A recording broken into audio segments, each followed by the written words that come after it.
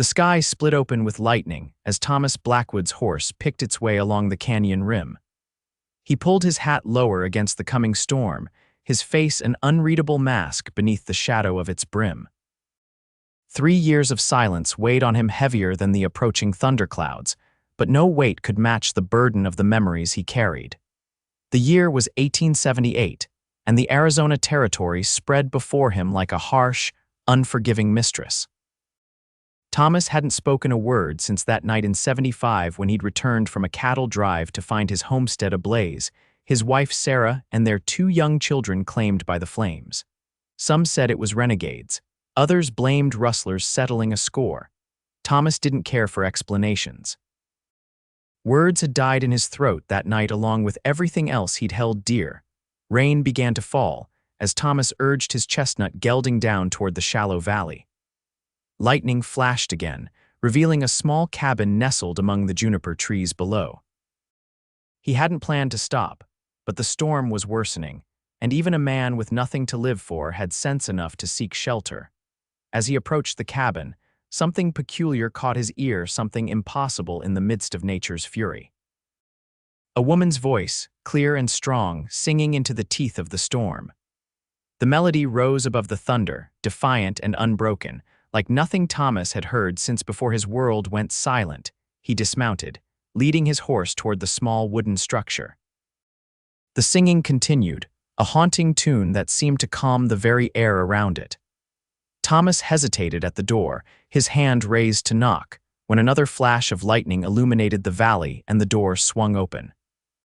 A young woman stood before him, perhaps 25 years of age, with rain-darkened hair and startled eyes. She clutched a shawl around her shoulders, and the singing stopped abruptly. "Good Lord," she exclaimed, eyes widening at the sight of his drenched figure. "You'll catch your death out there. Come in, stranger." Thomas nodded silently, tying his horse to the overhang of the small porch before stepping inside. The cabin was humble but warm, a fire blazing in the hearth.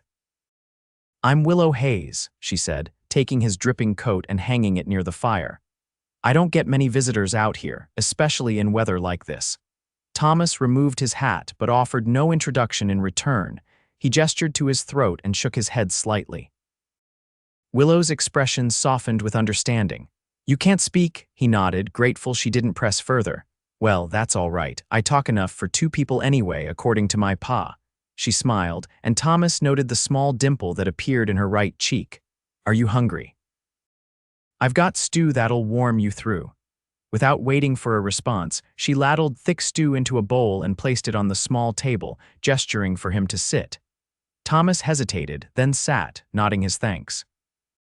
"You must have been riding a fair piece to get caught in this storm," Willow said, sitting across from him with her own bowl. "I've been alone here since Pa passed last winter. He always said I should head east to my aunt in St. Louis, but I couldn't bear to leave this place." Thomas ate slowly, watching her. There was something strange about this woman who lived alone in the wilderness and sang to thunderstorms, something that stirred feelings he'd thought long buried. "It helps," she said suddenly, as if reading his thoughts. "The singing. When the storms come, I get fearful. Ma died in a flash flood when I was small, and I've been scared of storms ever since. Pa taught me to sing into them, said fear can't live where music breathes." She laughed softly. "Sounds foolish saying it out loud." Thomas shook his head and pointed to his ear, then his heart. It wasn't foolish. He'd heard her song cut through the thunder. "You think so?" Willow's smile brightened. "Most men would think a woman out here alone has gone half mad." The storm raged through the night, and Thomas slept on a bedroll near the fire. In the morning, the sky cleared to a brilliant blue. He should have continued on his way. There was nothing for him here or anywhere, but when Willow asked if he might help repair her roof before the next rain, Thomas found himself nodding. 1 day stretched into 2, then a week. Thomas fixed the roof, reinforced the corral, and repaired the well pump. Each evening, Willow would talk while they ate, filling his silence with stories of her life. Each night, he would lie awake, memories of his family mixing with the sound of Willow's voice, her songs, her laughter. On the 8th day, as Thomas split firewood, a rider appeared on the horizon.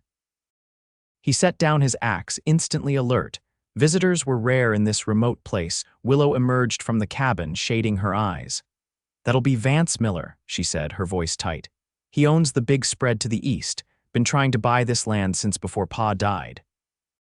The rider approached, a tall man with a neat beard and expensive clothes. Two ranch hands flanked him. He tipped his hat to Willow but eyed Thomas with open suspicion.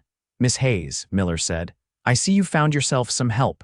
"Mr. Miller," Willow replied coolly.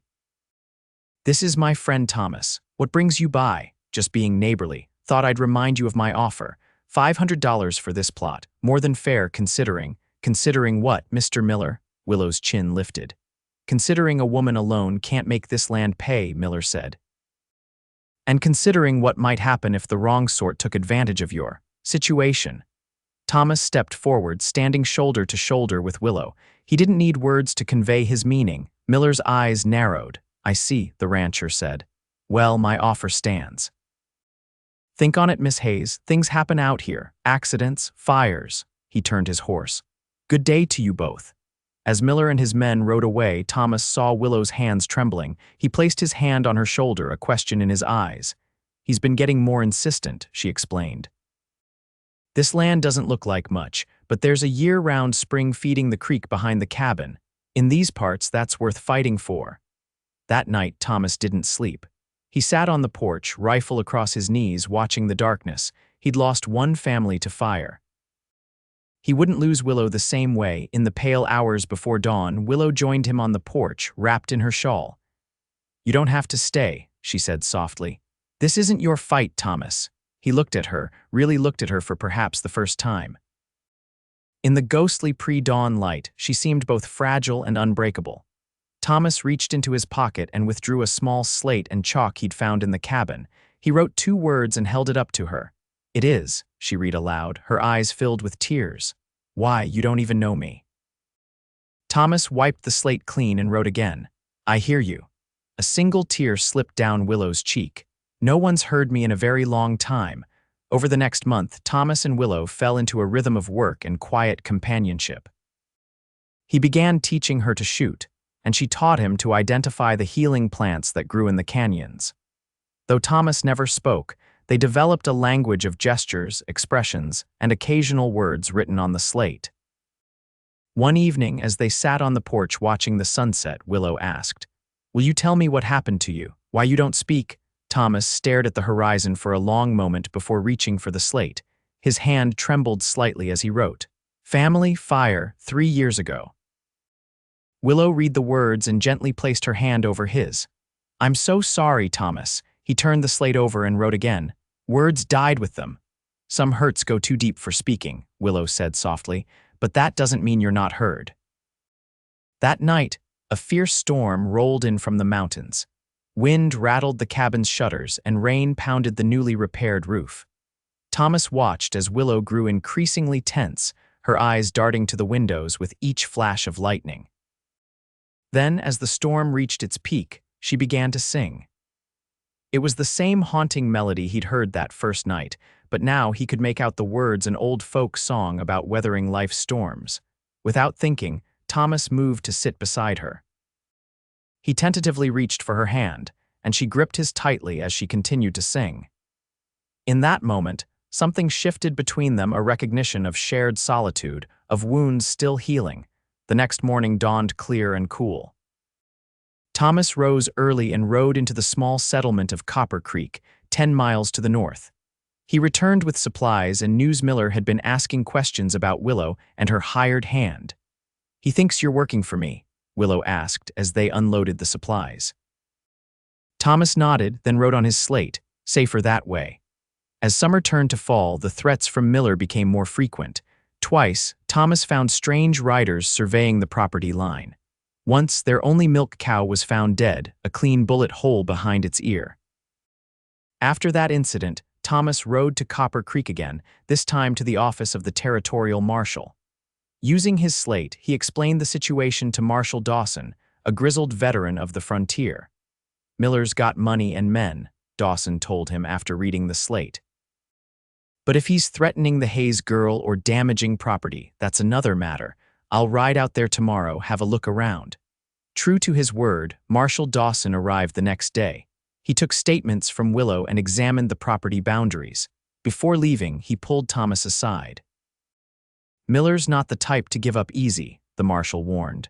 "And I can't be riding out here every time something happens. You might consider whether this place is worth dying for." Thomas wrote on his slate, "She is." The marshal studied him for a moment. "You know, Blackwood, I heard about what happened to your family. Terrible business. But a man can't live in the past forever." Thomas stared at him, surprised the marshal knew his name. "This territory's smaller than you think," Dawson explained. "Word gets around." He mounted his horse. "Just remember, sometimes the best way to honor those you've lost is to find the courage to live again." After the marshal left, Thomas found Willow at the creek, washing clothes. He watched her for a moment, struck by how naturally she moved, how perfectly she seemed to belong to this wild place. She noticed him and smiled. "Marshal Dawson seems like a good man. Do you think he'll help?" Thomas nodded, then hesitated before writing on his slate. "We could leave." Willow's hands stilled in the water. "Leave? Go where?" "Anywhere, California, Oregon." He paused, then added, "Together." Willow stood slowly, drying her hands on her apron. "Is that what you want, Thomas, to leave here with me?" He looked into her eyes and nodded once decisively. "This land is all I have of my father," she said softly. "All I have of my family. I can't just abandon it." Thomas understood. He, more than anyone, knew the power of what remained when loved ones were gone. He reached for her hand and squeezed it gently. "But," Willow continued, "if things get worse, if there's real danger." She took a deep breath. "I won't risk your life for this place, Thomas. You've already lost too much." That night, Thomas lay awake long after Willow had gone to bed. His thoughts were a tangle of past and present, of loss and unexpected hope. For the first time in 3 years, he found himself contemplating a future. The sound of horses broke through his reverie. Thomas was on his feet instantly, rifle in hand. Through the window, he could make out 3 riders approaching in the moonlight. He tapped lightly on Willow's door. She appeared moments later, quickly alert. "Miller's men," she whispered. Thomas nodded, pointing to the back of the cabin. They had prepared for this a small root cellar with a hidden entrance through the pantry floor. "I won't hide while you face them alone," Willow insisted, reaching for her own rifle. Before Thomas could protest, a voice called from outside. "Miss Hayes, we know you're in there, Mr. Miller wants a word." Thomas positioned himself by the window, signaling for Willow to stay back. He could see the 3 men clearly now, Miller himself and 2 ranch hands, all armed. "Come on out, Miss Hayes," Miller called again. "We're just here to talk business." Willow moved to Thomas's side. "I have to face him," she whispered. "If I don't, this will never end." Thomas shook his head vehemently, but Willow's expression was resolute. "I'll speak to them from the door," she said. "You cover me from here." Before he could stop her, Willow moved to the door and called out, "It's the middle of the night, Mr. Miller. Any business can wait till morning." "I'm afraid it can't, Miss Hayes," Miller replied. "There's been a development. Your land title has come into question." "That's a lie," Willow said firmly. "My father's claim is registered with the territorial office." "Perhaps," Miller said, "but documents can be lost, signatures questioned. I'm offering you one last chance to sell clean and simple. $500 and you walk away with your friend." Thomas moved to the door, standing beside Willow. He fixed Miller with a hard stare. "Your hired hand doesn't scare us, Miss Hayes," one of the ranch hands called. "He's outnumbered." "Step aside, Blackwood," Miller said, surprising Thomas with the use of his name. "This doesn't concern you." "It concerns him because he's with me," Willow said, her voice steady. "And we're not selling. Not now, not ever. This land is mine, legally and rightfully." Miller sighed dramatically. "I was afraid you'd say that." He nodded to his men. "Burn it down, boys. If she won't sell the land, it's no good to her anyway." One of the men dismounted, pulling a torch from his saddlebag. Thomas raised his rifle, but the second ranch hand already had his gun trained on them. "I wouldn't," the man warned. "Drop the rifle." Thomas didn't move. His mind raced through the night his family died, the flames consuming everything he loved. He couldn't let it happen again. Just as the ranch hand was about to light the torch, a shot rang out from the darkness.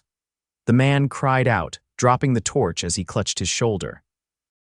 "That's far enough, Miller." Marshal Dawson's voice carried clearly across the yard as he emerged from the trees, rifle raised. "The next one won't be a warning." Miller's face contorted with rage. "This is none of your business, Marshal." "Threatening citizens of this territory is very much my business," Dawson replied calmly. "Now, all of you drop your weapons." For a tense moment, no one moved. Then Miller slowly lowered his pistol, nodding for his men to do the same. "This isn't over," he hissed at Willow. "Actually, it is," the marshal said, approaching cautiously. "I've been watching you, Miller. Got statements from 3 different landowners about your tactics. The territorial governor will be mighty interested in hearing about tonight."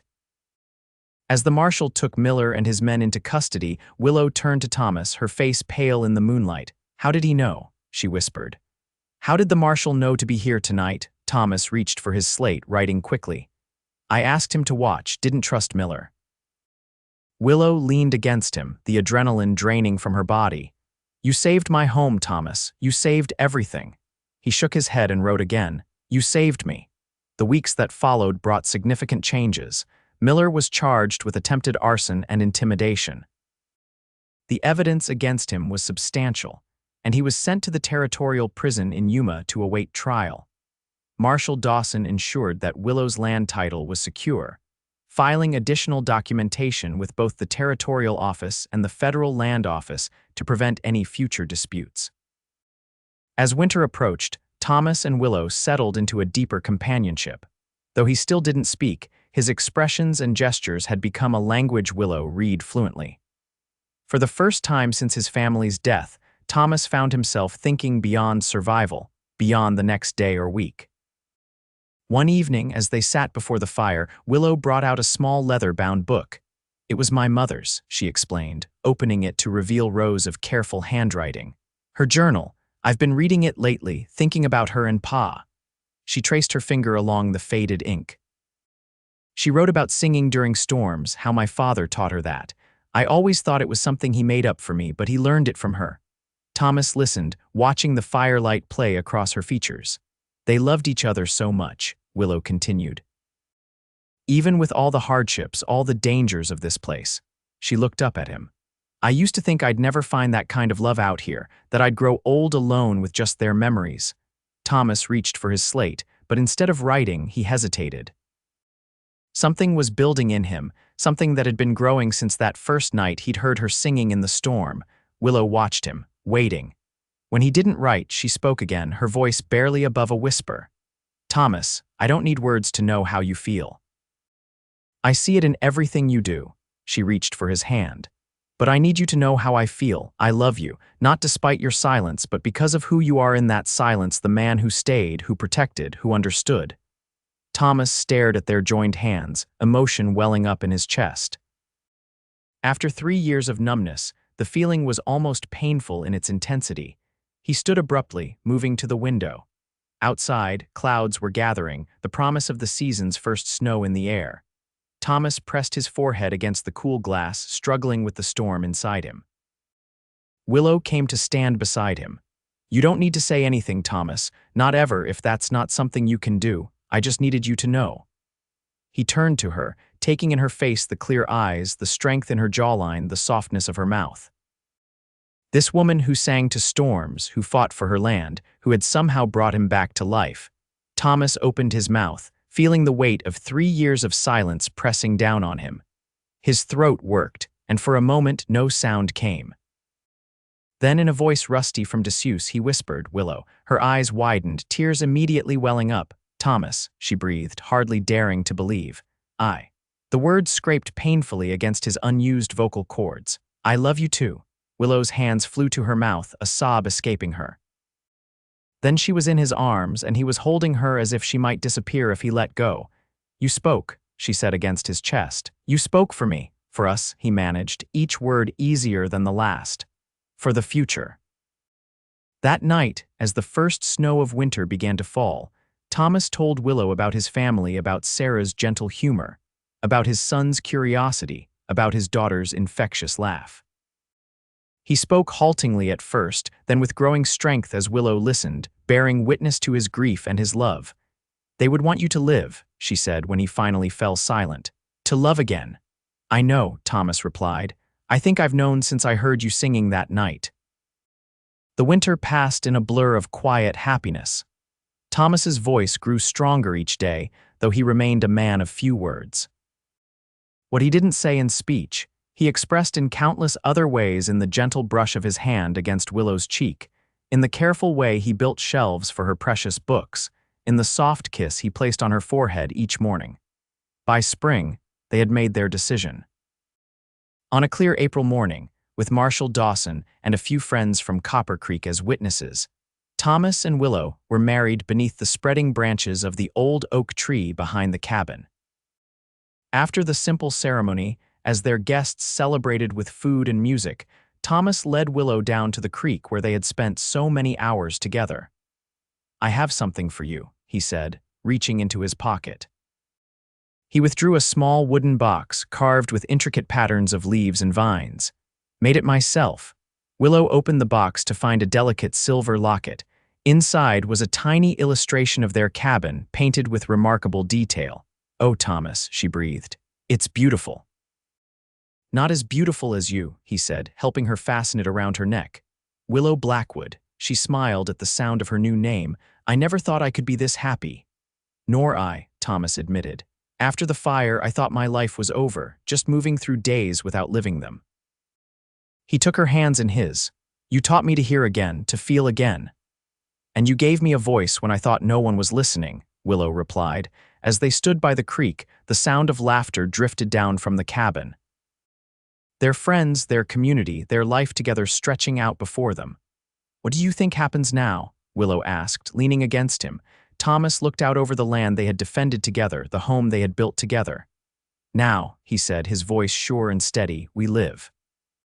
The years that followed brought challenges and joys in equal measure. The land yielded enough to sustain them, though never enough for wealth. They expanded the cabin, adding rooms as their family grew.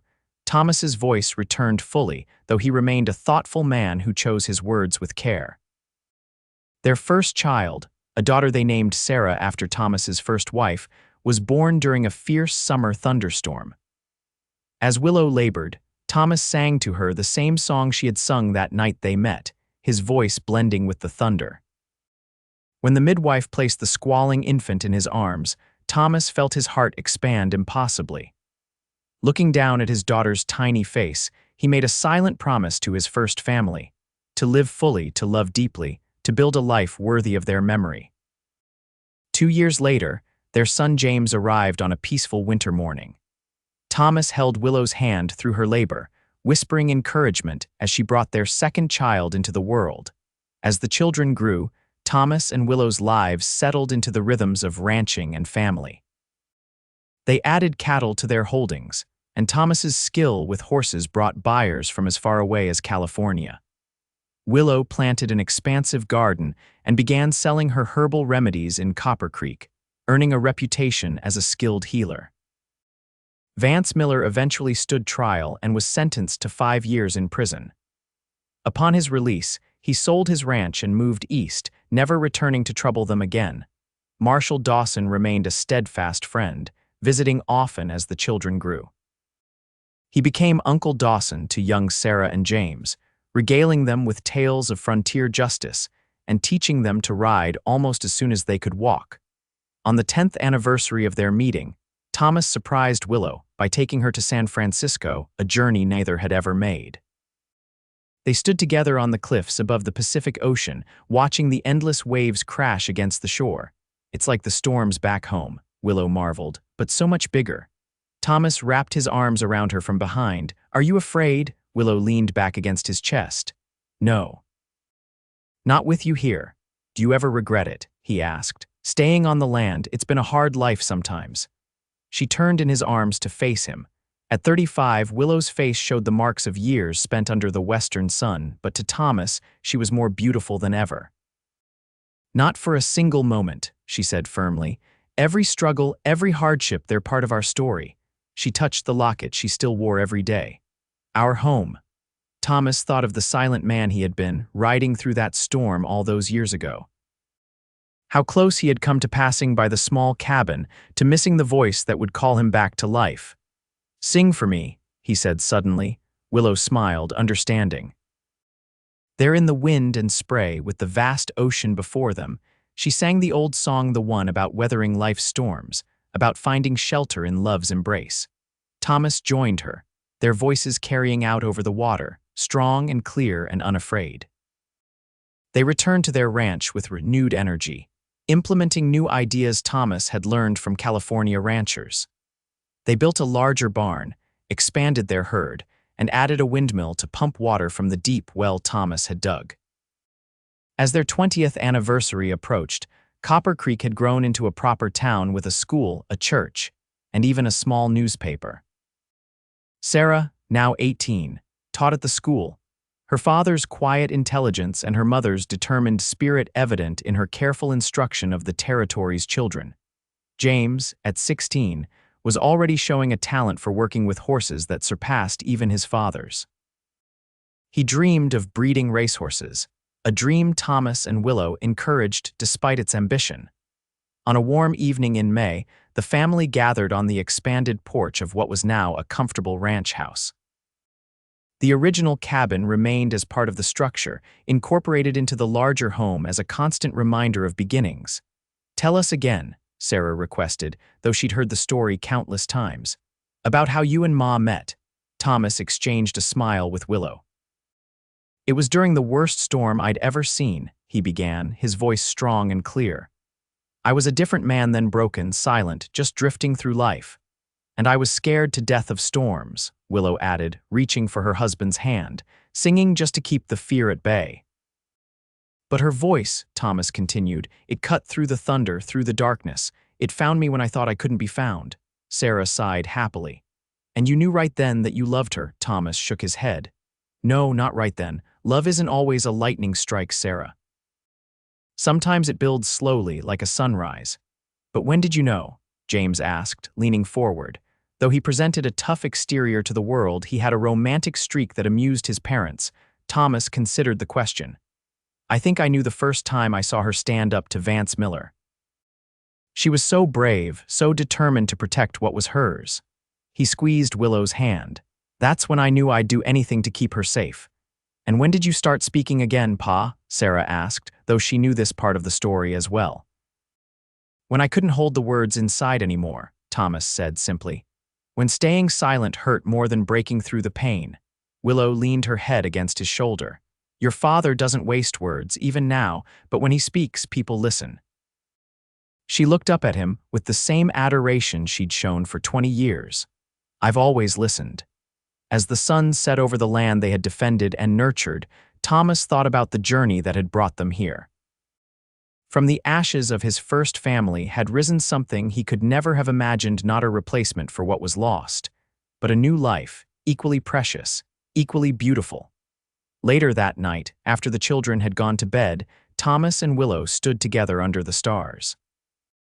Though both were now in their 50s, they still found moments to be alone, to reconnect with the bond that had sustained them through decades of frontier life. "Do you remember what Marshall Dawson told you?" Willow asked softly. "About honoring those you've lost by finding the courage to live again," Thomas nodded. "I think about it often. You've done that, Thomas. You've lived so courageously." She reached up to touch his face, tracing the lines time had etched there. "You've given Sarah and James a father to be proud of. You've given me a lifetime of love." "You gave me my voice back," Thomas said, covering her hand with his own. "You gave me reason to use it." In the distance, thunder rumbled, a summer storm approaching from the mountains. But neither of them moved toward the house. Instead, Willow began to sing softly, the same song that had drawn Thomas to her cabin door 20 years before. After a moment, Thomas joined her, their voices blending in the night air. They no longer sang to keep fear at bay. Now they sang in celebration of storms weathered together, of silence broken by love, of a life built word by word, day by day, between two people who had found each other when they needed it most. As lightning illuminated the horizon, Thomas pulled Willow close. "I love you," he said, words that had once seemed impossible now flowing easily from his lips. "I'll love you through every storm, every sunrise, every moment we have left. And I'll hear you," Willow promised, "even in the silence, always." The first raindrops began to fall, but still they stood together, unafraid of what the storm might bring. After all they had endured, after all they had built, they knew the truth that had guided them from the beginning. That love, like music, could cut through the darkest night, that two voices joined together could rise above any thunder, that even in the wildest of storms, shelter could be found in each other's arms. So they stood, Thomas and Willow Blackwood, singing into the storm not in defiance but in harmony with it. For they had learned that life's tempests, like its joys, were simply part of the magnificent, unpredictable journey they had chosen to walk together. And in the end, that journey with all its hardships and triumphs, its sorrows and celebrations was the greatest song of all.